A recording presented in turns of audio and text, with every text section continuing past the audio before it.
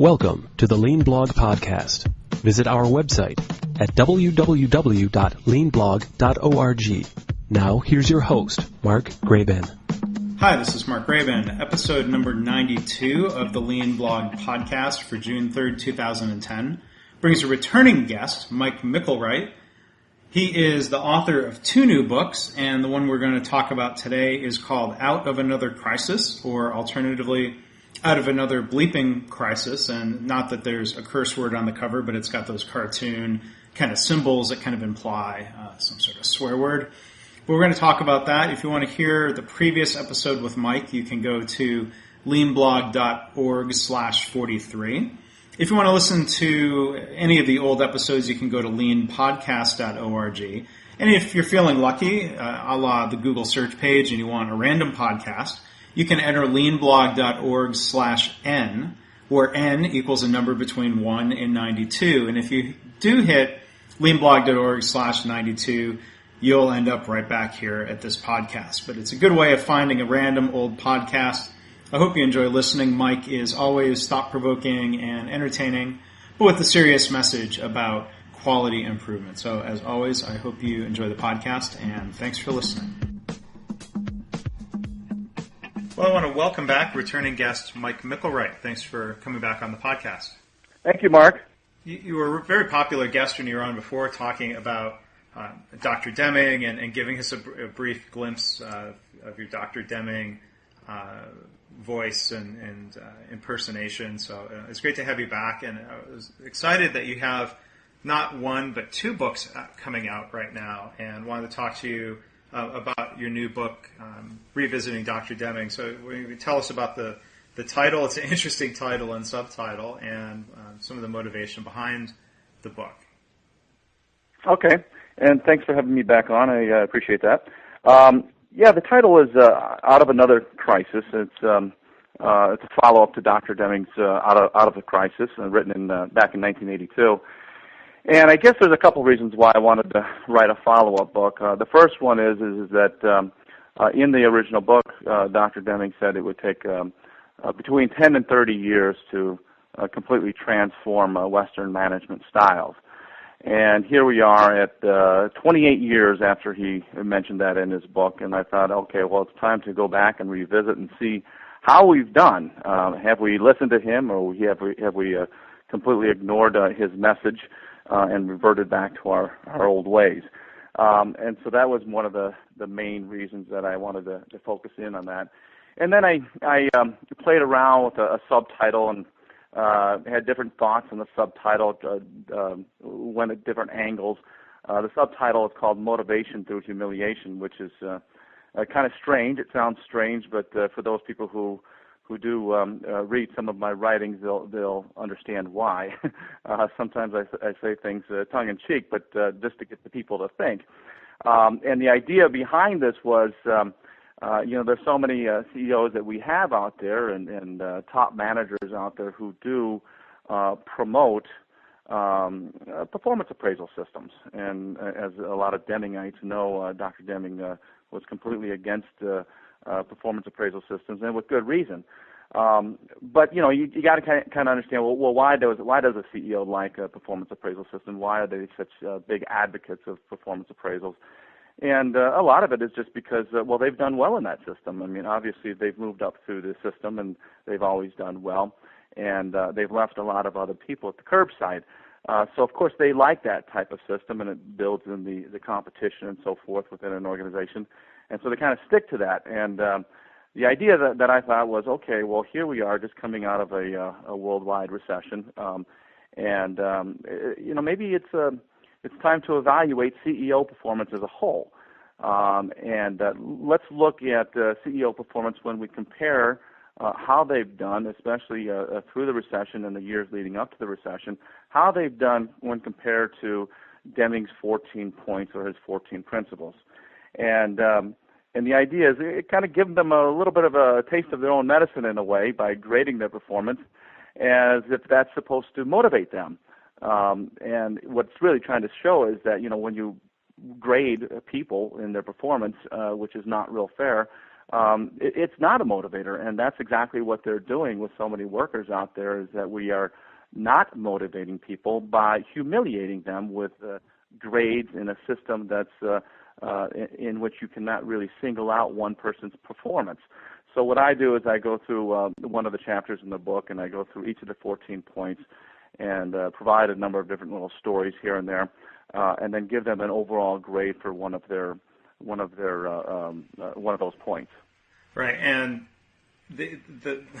you're not a grade inflation professor. Reading through the book, the executives don't grade out very well. In fact, I mean, they're flunking out of Dr. Deming's University of Life, I guess, right?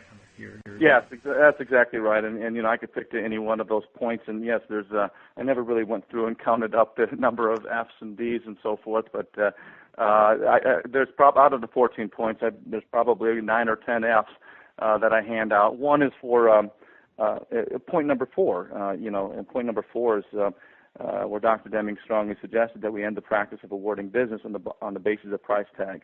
And clearly, quite clearly, we do this today more than we did back in 1982, as more and more of our products and processes have been outsourced and offshored overseas, and oftentimes just because one person might look at price tag alone and not consider all of the other costs associated with what's going on. I think it's kind of interesting that it was I think a couple of weeks ago, with the Wall Street Journal came out with an article, and of course we have another new term out there, and that's onshoring or reshoring. Have you heard that?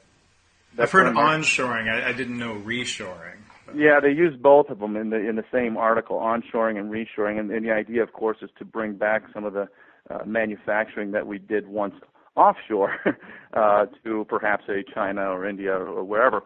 And of course they say that the reasons is because excessive transportation costs and quality problems and those types of things. In a way, that does sound admirable, that if that's truly the reason for bringing it back, but at the same time the article refers to it seems like the real reason is the value of the dollar. So it probably has nothing to do with quality, once again, and looking at total cost, but it probably has to do with the same old thing, where we're still awarding business based on price tag alone. Yeah, I mean, and I guess the game is set up where they're saving money both when it was offshored and they're saving money when they bring it back. So they would give themselves an A, undoubtedly. But yeah, there are a lot of F's, a lot of D's. I'm flipping through it just now. There's one C, but it seems to be the case that in some of these dimensions, you said Dr. Deming said it would take 10 to 30 years to progress forward, but in a lot of cases we're moving backwards even, it seems, right? Oh, absolutely, and that's exactly why there were so many poor grades. And then, of course, someone might say, well, yeah, but Mike, what makes you an expert at grading CEOs as a whole? And that is a point. That's one of the points that I'm making. I am not perhaps the expert who should grade CEOs as a whole, nor is a boss a person who should be able to grade his or her employee, or for that matter, a teacher to grade a student working in a system that's standardized for the masses rather than for individuals. So yes, I may not be any more qualified than you or some other person out there, but that's an important point. All of us are not qualified to evaluate the performance of other people, especially when we're working in a system that's faulty. Yeah, and there's from the subtitle, and I think that was the first question I emailed you. I'm like, Mike, what's with the subtitle? And you do explain it in the introduction to the book that yes, it's kind of a tongue-in-cheek attention grabber, as is the title itself. If you're looking at the book, I wasn't sure if you're supposed to pronounce this out of another bleeping crisis, because you've got the funny, the comic strip punctuation symbols representing swearing. So it's not an angry book. It's a serious topic, but it's a book that made me chuckle and it's funny at times. So I appreciate the way that that tone that you took with it. So one other question I wanted to ask you, not only revisiting Dr. Deming's teachings, but you've got a chapter in here of kind of putting on, trying to think through what Dr. Deming would think of today's modern quality movement. And the thing that struck me, I've seen you write before about wanting to give away your black belt, and there's a section in there where you're pretty critical, where you're saying Dr. Deming would be pretty critical of Six Sigma. So I was wondering if you could touch on some of that a little bit, what some of the faults are with that approach. Yeah, and let me start off by saying it's what Dr. Deming would also say is that what we're losing focus in on is that we're not focusing in on the principles that he talked about. We're doing the same old thing that we always do, and we're focusing in on tools. And Six Sigma is a huge bag of tools. And I do like some of the tools. I mean, that's where my career started. I mean, I would teach people, and I'm a big believer in doing design of experiments and failure mode and effects analysis and SBC and so forth. So we get this huge bag of tools. But the problem is, and one of the main reasons Dr. Deming would be critical of Six Sigma is just the fact that that's our only focus. We're not focusing in on changing Western management styles. We're not focusing in on changing leadership. We're focusing in on the same old stuff, just a repackaging. So that's from like the bigger picture point of view. But from the detailed point of view, there'd be a number of things that he would have a problem with, and I have a problem with myself. And one of which is just that it's I say in the book that it's an elitist system, and I actually borrowed that term from Dr. Tony Burns.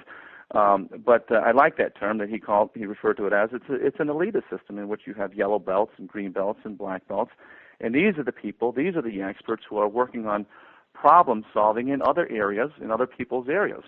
Well, that goes against Dr. Deming's point about trying to get making sure that the transformation is every person's job. It's everybody's job. And that also falls in the face or goes against what Lean tries to preach to us, and that we are working on continuous improvement, which is improvement made by everybody every single day, not just people with a belt. And so it's not the individual tools of Six Sigma that I'm critical of, even though I am critical of some of those, but it's the whole management system, once again, where we're losing focus. The other thing that you see is that you see, just a bunch of, oftentimes you see companies who are going down the Six Sigma route, they develop objectives. And some of those objectives would be train X number of black belts. Right, well, that's a quota. It's a quota. Do X number of projects. Save X number of dollars per project. And that's the way a lot of these Six Sigma programs are being run. And so, yes, then you have this champion who goes ahead and trains 100 black belts or 800 black belts or whatever, no matter if they're going to use it or not. So we're training a whole bunch of people just to meet this quota, just to meet this number. So the Six Sigma management itself flies in the face of Dr. Deming's point that we should not be running our businesses based on meeting departmental objectives and or quotas. There's so many things. There's so many parts. Six Sigma is based on 3.4 defects per million opportunities. Well, what's the best way? What's the easiest way, I should say, of getting to 3.4 defects per million opportunities? Well, the easiest way is to open up tolerances. Yeah. Now, that doesn't, of course, improve quality. It's another bogey. It's something that we're shooting for. It doesn't really focus in on reduction of variation, and which is what we should be doing. That's where the focus should be. The other thing is that you can also achieve 3.4 defects per million opportunities by increasing the number of opportunities that you count. Again, what we're doing there is we're just playing with numbers. So, yes, there's just a ton of flaws. And then also, I think, I look at Six Sigma also from the standpoint of waste, perhaps waste in training. I've talked to so many different black belts over the years, and when you talk to them, it's always a good question to ask, okay, all the training that you had, what percentage of what you learned do you actually use? Mm-hmm. And oftentimes you hear a figure like around 5%. So 5% of everything that they learned, they use. Well, that seems to be very wasteful. Yeah.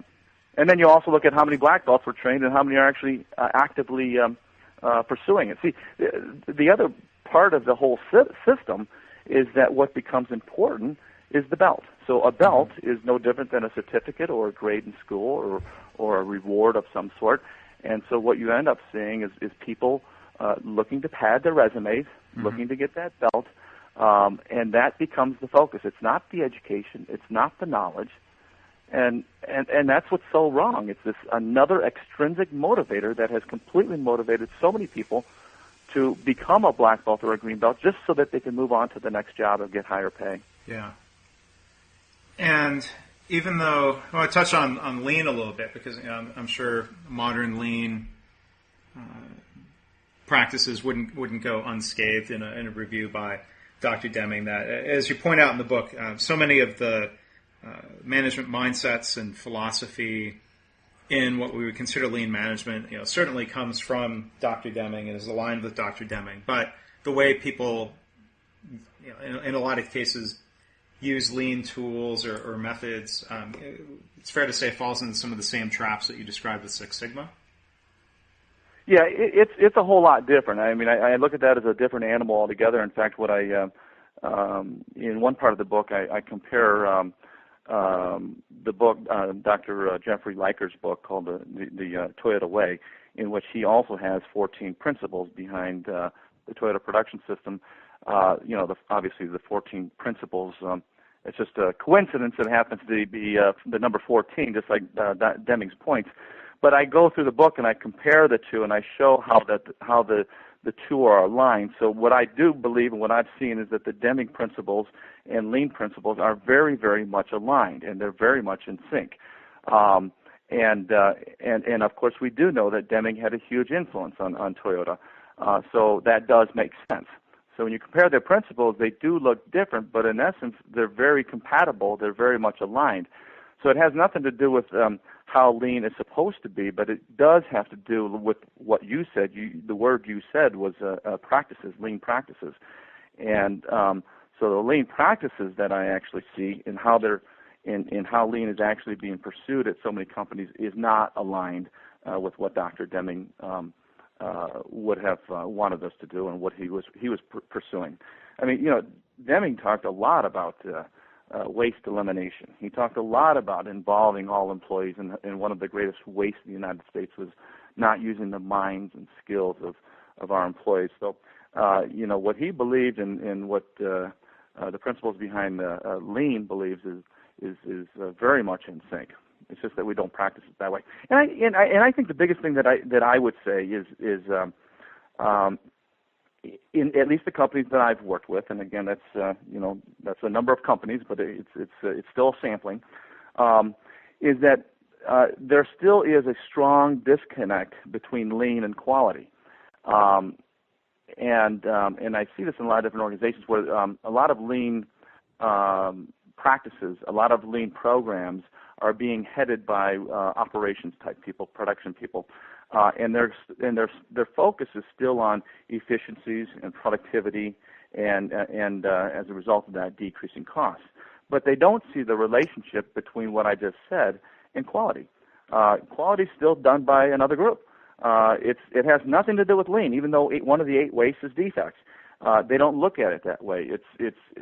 So we have the quality people, and we have the lean folks, and in some companies you have the Six Sigma people, and all these groups don't talk to each other. Right. And yet we're all supposed to be trying to do the same thing, which is continuous improvement. So it's actual lean practice, I think, that falls short of what, in many companies, not all, but in many companies where it falls short of what Deming preached to us years ago. Yeah. Well, and for that reason, I think it's great that you've written and published this book that hopefully it helps put Dr. Deming's ideas a little bit more on the front burner, because there's certainly a big opportunity for organizations that are maybe being exposed to his ideas for the first time, people young in their careers who weren't lucky like I was to be exposed to Dr. Deming very early, really even before I'd started my career. And then maybe those who are familiar with Dr. Deming, and that includes a lot of people in healthcare. I mean, when I give talks, I ask people to raise their hand. Hands go up, they know of Dr. Deming, but then there's a big gap in what their organizations are doing with the Deming principles. So the book is a great introduction, or a deeper dive for those of us who have read Dr. Deming's works previously. So it's highly recommended. And maybe just as a wrap-up, if you can, Mike, remind people of the title of this and your other book on ISO and some different ways that they could find the book online or interact with you. Okay. The book, the title of the book is Out of Another Bleeping Crisis. And it can be found through ASQ, also Amazon.com. Those are the two main sources right now. I do know that some bookstores are reviewing it, like Barnes & Noble is reviewing it right now. But anyway, ASQ and Amazon.com. And then the other book is Lean ISO 9001, and basically what I'm trying to show there is how the concepts of Lean, the tools and the philosophies and principles of Lean should be and can be very compatible with the quality management system, and how the two can help complement each other, rather than, like I just said a little while ago, rather than being opposing forces in which you fight for resources and they're run by different departments and so forth. And also, a big part of that book shows how to lean out your quality management system documentation. Every company seems to suffer from over documentation, and this shows ways that you can reduce that. So my website is MikeMick.com. That's MikeMick.com, and my email is Mike@MikeMick.com. And I do a lot of presentations for both of these materials, as you know. I do Dr. Deming as a keynote for many different organizations, and we're talking about doing perhaps a book tour for both of them coming up. So people need to get a hold of me. Yes.